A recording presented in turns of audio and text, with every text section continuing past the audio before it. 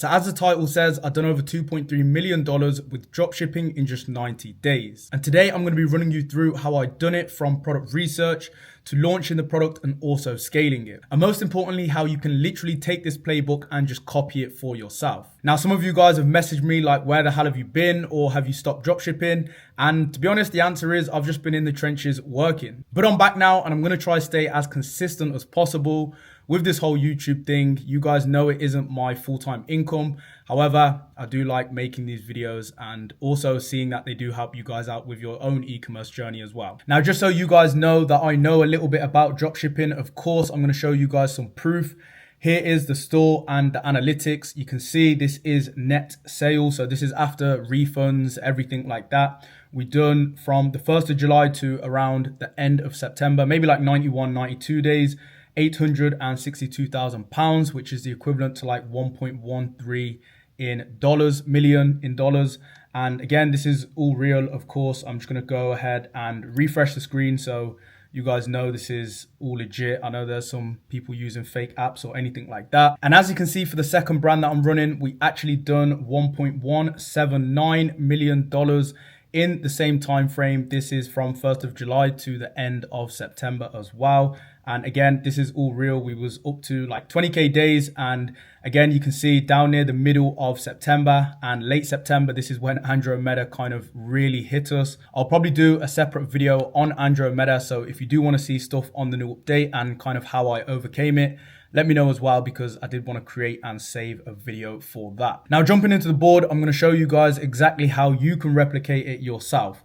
Now, for me, there's a 5-step process when it comes to finding winning products. I use the same 5 things every time that it comes to needing a new winning product, right? First things first is validating demand. And this for me is usually on something like Calodata, right? Calodata is probably one of the best product research tools out there. Again, there's not even any affiliate links for this, but it's just so good because you get to see viral TikTok shop products and also content you get to source for it, which I'll be running through later. But if you look at this example, this is just a quick product I literally found before this video. When I was creating the board, I thought I need a product to show. And to be honest, I could see how this product is a winning product. So if you want to go take this and try it, go ahead. I've just recently seen it. It's essentially an outdoor winter kind of hat and beanie, also in one, like a ski mask, but it looks comfortable and cozy. And this has been popping off on TikTok shop recently. So the reason why you want to validate demand, I know some people prefer to, just sell newer products that are untapped. For me, I personally just take products that are already working. It's easier. I know there's a market for it. And if you're a good enough dropshipper, you can come in and still make money, right? You might not make as much money as the guy who started it at first, but you can also still take a good chunk of market demand. And also there's products out there that have been validated on TikTok shop that people don't even sell on Facebook, right? So there's also that as well. Now, the next thing is it solves some form of problem. And if you go back to the mask that I just showed you, it is getting cold now, depending on where you are in the world. If you're in Middle East, of course, it's a little bit warmer, but for the most part, UK, Canada, these types of places, America, are starting to get cold. And of course, when people are cold, some people have to work outside. Some people are taking their kids to school, walking. I don't know. But the major thing is no one likes the cold, or at least most people don't like the cold. So this solves a problem. And this can go for any niche as well. There's people selling health-related products that also solve products with like menopause and a bunch of different things, hair curlers as well, when it saves them time and energy. So it has to solve some form of specific problem.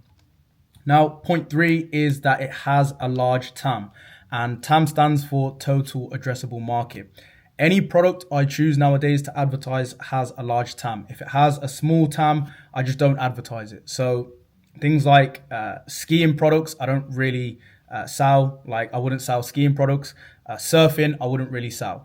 Not that you can't make money from these niches, but the amount of people that ski and the amount of people that surf, it's a very small market compared to the total population, right? You compare it to a product like this, anyone who wears clothes would maybe wear this if it was the right color.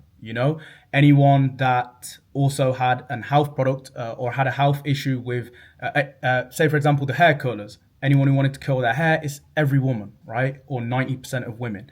Same when it comes to menopause products. Every woman that gets to 50 years old has goes through menopause. So it's like that type of market is much more scalable, and that's how you can scale fast and rapid with the big enough audiences. Those smaller niches, personally for me, I just don't choose them. Next thing is it needs to be sold at least 3.5 to 4 times COGS. This for me is just something that I also stick by nowadays. It's fine when you're scaling to maybe 50K a month, 100K per month. It's very rare that you'll find a guy scaling to like $1 million of months or million 1M months with COGS that are at like 2.5, right? Or 2, unless they're selling for a very high price, or they're selling for a low price, but they have high LTV, i.e. subscription products, supplements, these types of things, consumables, right?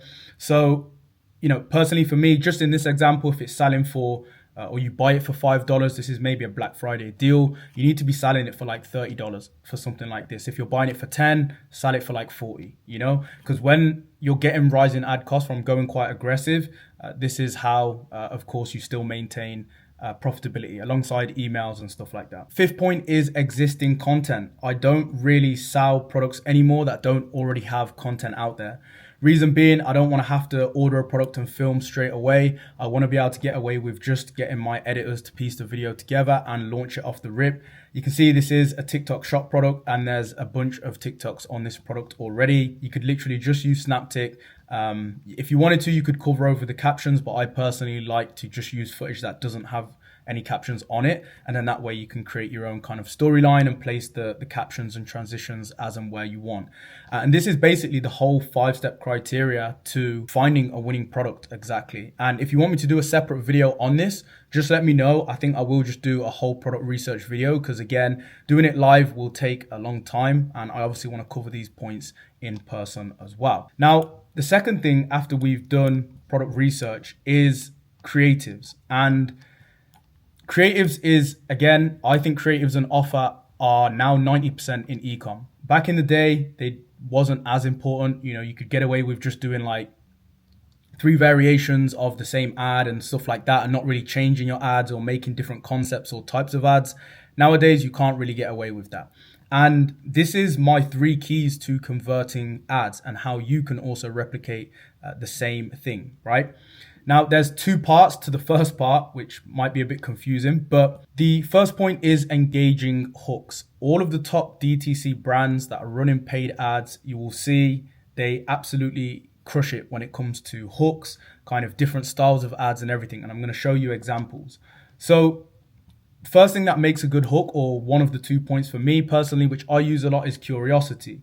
This is an example like, here's what shocked me most as an, and then insert XYZ after using this for 1 week. So for example, you could say, here's what shocked me most as a mom of 3 after using this for 1 week.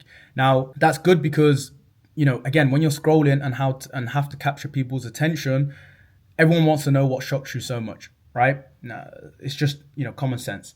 Next thing after that, that you can use, I also use a lot in my ads, is negative bias. This is basically when, or you understand that negative information always spreads faster than positive information, right? It just captures people's attention. So for example, if you think of bad news, it will always travel faster than any positive or neutral news.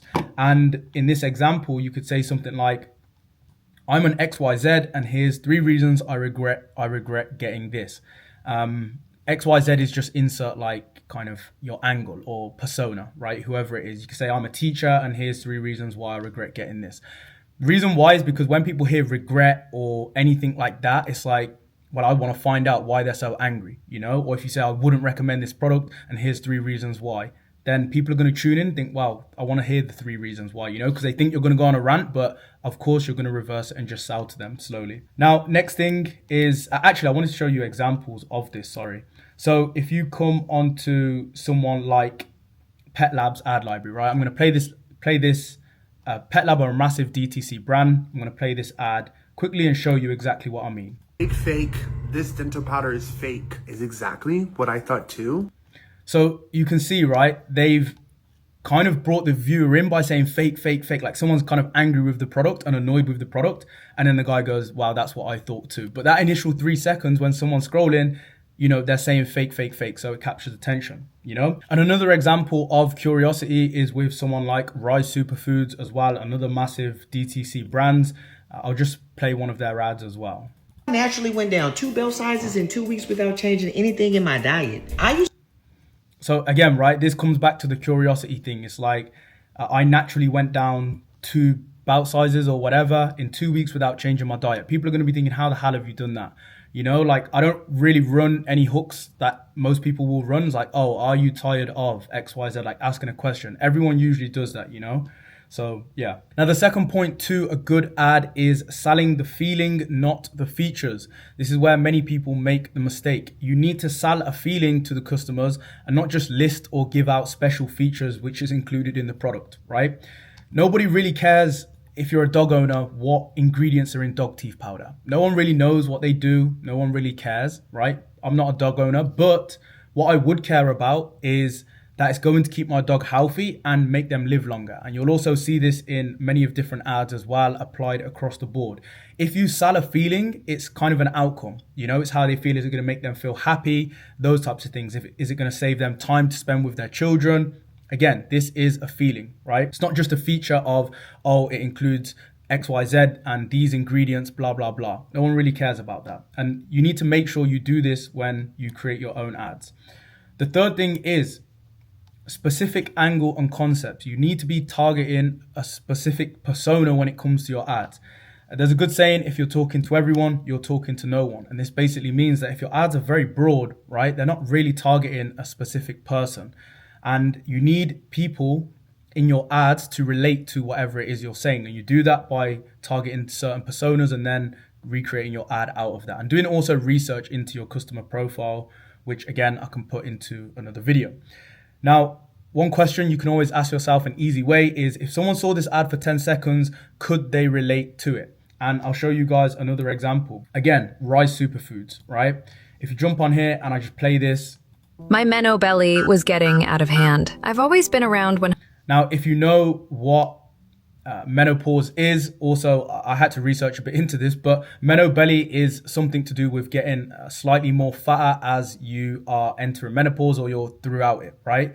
Reason why menopause is a massive niche is because, again, not that many people target it. It's a huge issue. People get, women especially, obviously, of course, get like cold sweats. That's also a symptom of it, and maybe putting on weight and hormones all over the place type of thing. So, you have to kind of use and exploit that in your ads if you are running a similar product. And if you were running this ad on Facebook, anyone that would watch this, Facebook automatically knows what type of persona to deliver this to, right? You've mentioned mono belly. You've also got the right B-roll connecting to this. And now Facebook is going to serve this to women that are probably of those ages, right? It's the same with anything. When it comes to if you are selling to teachers, if you are selling to gym people, if you are selling to people with back problems, if you watch an ad for 10 seconds, they should usually know who it's for. And this even isn't also for... I don't mean specifically having to show the product. Sometimes you can do storytelling ads or VSL ads, which, kind of bring out the ad, the ad's a little bit longer where you won't mention it till further down the line. But a general rule of thumb for most ads is you'll know who it's targeting within the first kind of 10 seconds, right? And those 3 specific kind of concepts and keys is how you can create good ads. And of course, if you go through the ad library of a lot of these DTC brands, you will be able to find exactly the types of ads I'm on about and how you can also replicate them as well when it comes to your own store. Now, onto pre-sale pages. And this is the third point before you, of course, launch your product. You can start to create listicles, advertorials, quizzes, and these types of things. Now, personally, it's up to you. I know some people that just launch straight off the bat and go straight to a product page, like a typical Shopify product page.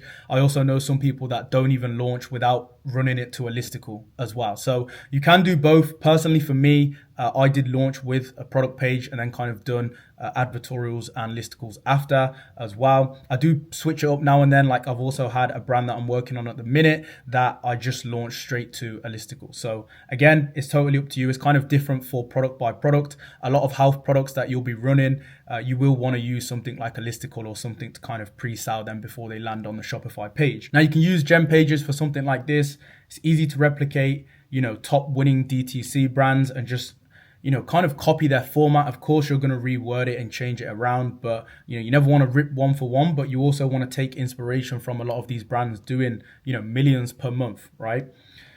There's 3 different kind of types of funnels, I suppose you can run. And first one is listicles. If I show you an example of this is ones you might have seen before, like 5 reasons why, XYZ, blah, blah, blah. Second is advertorials, which is a blog style or news article. Third is a quiz, which is kind of like an interactive sale page where you'll go through a quiz, press a few questions, press a few answers to questions, and then they'll obviously recommend you a product. Now, if you look at someone like Blissy, we'll click on one of their listicles. You can see up here, reasons, TOF. This is probably top of the funnel. They're just naming it for. Also, this is another one, 5 things that will happen after switching to Blissy's hair bonnets. And this is kind of a typical listicle style page. 6 reasons why Grunz is your new gut bestie, right? So obviously gut health is a massive thing recently. I don't really sell products that directly kind of sell to the gut, but I know it is a massive thing after doing research. And again, this is pretty simple. You can do this using gem pages. Just one, you'll have 6 reasons why. You can chat GPT them. You should already know 6 reasons or 5 reasons or whatever, 4 reasons why someone would buy your product. And again, you can include photos which relate to whatever it is you're talking about. So this is obviously how they run it. You'll give your reasons as you kind of scroll down: immunity boost, healthy habit, just kind of educating them and subtly selling as well. Obviously some social proof down here. Usually at the bottom, you'll have kind of a call to action, or some people just include the direct product at the bottom of the page, kind of similar to how they have as well with social proof. So if you now click through here, you can also click start now. They've actually got it here where you're just checking out directly, but if you click something like this, check availability, this will probably redirect you to another place, a collection page or a direct product page where you can buy the product as well. Now, there are also things you can do like you can do like hybrid as well. Some people run like an advertorial, like the initial headline looks like an advertorial, but it also comes in a reason format as well. I have seen brands run that. So you can kind of hybrid them as well. Now, for the quiz, if you look at someone again like Pet Lab, this was something I just found and clicked through on their ad library. They've actually got a pop-up here, but if you click through the quiz, I'll click like, I don't know, I got a medium dog. And then this will recommend me, whatever the product is that they're trying to sell. And obviously the amount of servings, because I assume they probably sell by serving size and depending on how big the dog is and everything like that. Now, finally, this is obviously a part maybe you guys have been waiting for, which is the launching and the scaling strategy. When I was watching YouTube videos, when I was kind of getting into ecom, this is always what I wanted to know. But ecom back then was a little bit more complicated when it came to Facebook ads. My advice would be to keep it as simple as possible, right? A lot of people think there's some magic, source or some magic strategy when it comes to media buying nowadays. That really isn't, for as long as I have seen. If you're running ABO, CBO, it doesn't really matter. The main thing is your creatives. If your creatives and offer are good enough, the product should work regardless of kind of campaign structure or scaling strategy. Personally, for me, on this product I launched, it was pretty basic, just one broad CBO at $100 or $150. Doesn't really matter. Again, I wouldn't really go above this unless you've got money to burn, and I wouldn't really go below this just because it's going to take a long time to get data, right? So whenever I launch, it's the same thing, $100 to $150. All genders, all placements. If it's a female product, which is a new brand that I'm working on, like a female kind of specific brand, then I would obviously just click women. If it's a specific male product, again, I would run specific males. But for the most part, if it's health related or something like that, it will just be all genders. All placements, I don't run no specific placements. USA only. Personally, I prefer USA to any other country.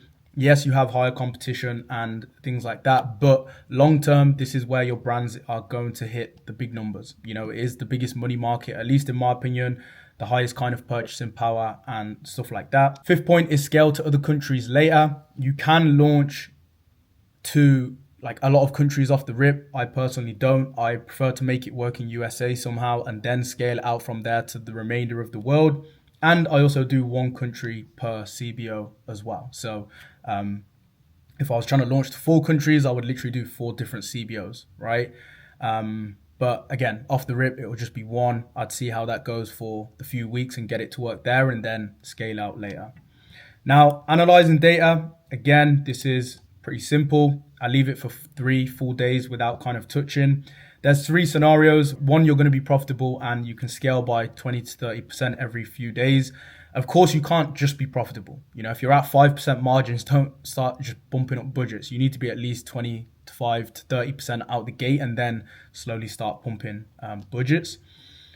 Next thing is your near break even. So maybe your break even is 1.5 and you're down at 1.3 or 1.4. Again, just work on offers and also alter the best performing creative. And also if you're below break even, same thing, you should just be working on the offer and altering the best creative. The reason why I've not put this in the first one is just because of course you're still going to want to work on it, but you can scale and then also work on it as well. Now, the reality is, these products that I've shown you, they were not profitable till day 7 to 10, which just shows you out the gate, I'm always unprofitable. Like, I can't remember the last time I launched a profitable product. And for the first 3, 4, 5 days, I was straight profitable out the gate. Facebook's changed a little bit. Not that you can't have products like that. It's just that for me, it takes a little bit of time to understand the data. Facebook's also an algorithm, right? So you need to give it time as well to do its thing and find the right customers. And you also need to do your part by finding the best creatives and offer to work with. Now, some key metrics, well, just an image to show you. You can see here 21 purchases, ROAS 1.38. We was unprofitable at this point. And this was a screenshot of the first 7 days of running the product. Now, key metrics to look out for: purchase ROAS, view content to ATC rate, I should have put here. This should ideally be 10%. So if you get 100 view contents on your landing page, you want at least 10 add to carts. Out of those, again, you might get 5 or 4 that actually purchase. Next thing is cost per add to cart. This is a good metric for me to figure out the buying intent. Do people actually want to buy this product, and is the offer good? Because if your creatives are really good, but your cost per add to cart metrics are junk, this means that people are landing on the page, but they just don't think the offer's good enough. They don't think the product's worth it, or it don't have perceived value, or there's not enough intent, or kind of, it doesn't make sense for them to buy the product basically for the price you're selling it at. And also cost per click and CTR. These are just metrics to kind of look at for your creative side of things as well, and these aren't the only metrics to look at. Like, I also have hook rate, hold rate, frequency, CPMs. These are just some snapshot metrics I'm showing you guys that I look at initially to kind of decide whether or not the product is worth running on further. And again, after 3 days, that's when you would start working on your creatives. You want to add more creatives as well. I usually do them in batches of 3. So, batches of 3 of different creative styles. It can be UGC mashups. It can be listicle style ads. It can be just a UGC of someone holding the product. It can be story-based ads, VSLs. There's a bunch of different ads, you can start to work on. Just look at the top brands and also use ChatGPT and ask it different types of ad concepts that you can run. Now, when it comes to scaling, again, just bump the CBO by 20 to 30% every 2 profitable days. Some people do surf scale. I don't really surf scale that much anymore. I used to. I don't know. The results for me started tanking a little bit. And I also tested listicles and advertorials in an ABO campaign at $50 per day for our best performing creatives. So if we had 5 creatives that were performing well, I'd take the creatives and create a landing page on, an advertorial or listicle specifically aimed at that to keep congruency. So if you're talking about menopause in your ad creative and it's a winning ad, then create a specific landing page solely for, not a landing page, a listicle or advertorial specifically for, menopause, right? For your best performing creatives. If they work after 3 to 7 days, usually 7 days, I'd leave them. And then I'd take that post ID and substitute that into your main kind of CBO scaling campaign here, which should be where the bulk of your budget is going to. Also, scaling into more countries is another one. Just create a separate CBO and obviously launch to that country. And then hiring team members to increase output and quality, and repeat the process. That's it. You hire more team members, more creatives, Also, you can start hiring people to design your listicle pages and everything like that as well. So that is the overview of how we done 2.3 million in 90 days with dropshipping. If you did enjoy the video, then make sure you go ahead and drop a like, comment, and subscribe for me. It does help the algorithm, and I do want to create a lot more videos on other topics such as product research and also showing you creatives and exactly how they should look. But that is all for this one. I'll catch you in the next one. Peace.